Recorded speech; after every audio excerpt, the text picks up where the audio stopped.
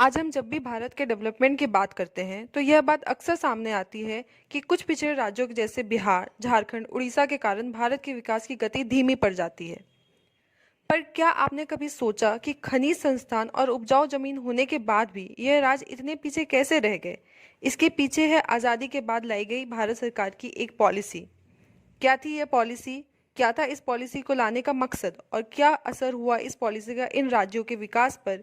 यह सब हम समझेंगे इस वीडियो में।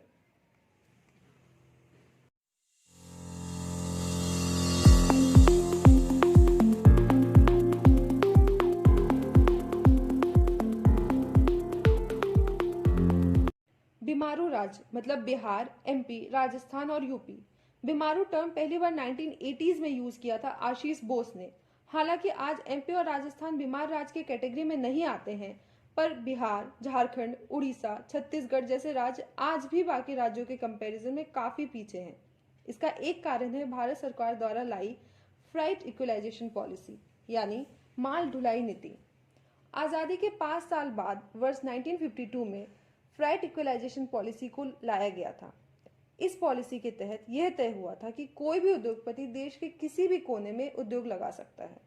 इसमें सुविधा दी गई थी कि उद्योगपति को कच्चे माल यानी रॉ मटेरियल के ट्रांसपोर्ट में सरकार द्वारा सब्सिडी दी जाएगी। इसका मतलब हुआ कि कोई भी कच्चा माल जितनी भी कीमत में झारखंड के इलाके में मिलेगा, ठीक उतनी ही कीमत में वह माल भारत के किसी अन्य कोने में जैसे तमिलनाडु, महाराष्ट्र या केरल में भी मिल जाएगा। नेहरू सरकार की इस पॉलिसी को लाने के पीछे मकसद क्या था? मकसद सीधा था, पूरे देश में उद्योग का संतुलित विकास। लेकिन क्या यह हो पाया? यह है भारत का मानचित्र, जिसमें यह दर्शाया गया है कि कहाँ कौन सा खनिज पाया जाता है। आप देख सकते हैं, झारखंड, उड़ीसा, छत्तीसगढ़, एमपी जैसे राज्यों में खनिज की कोई भी कमी नहीं है, पर फिर भी यहाँ विकास नहीं, रोजगार की भी कमी है। इस पॉलिसी का असर यह हुआ कि बिहार, झारखंड, छत्तीसगढ़, एमपी जैसे खनिज संपदा से संपन्न राज्यों का कबाड़ा हो गया। उद्योगपतियों ने आसानी से माल बाहर भेजने के लिए सारे उद्योग कोस्टल एरिया में लगाए। अगर माल ढुलाई नीति नहीं होती तो खनिज और रॉ मटेरियल की ढुलाई का खर्च बचाने के लिए मजबूरन उद्योगपतियों को सारे उद्योग खनिज संपन्न राज्यों में लगाने पड़ते। इससे रोजगार भी बढ़ता और राज्य की रेवेन्यू भी। 2017 में जब हमारे पूर्व प्रेसिडेंट प्रणब मुखर्जी बिहार दौरे पर गए थे तो उन्होंने इस कार्यक्रम में कहा कि फ्रेट इक्वलाइजेशन ही बिहार के पिछड़ने का कारण है।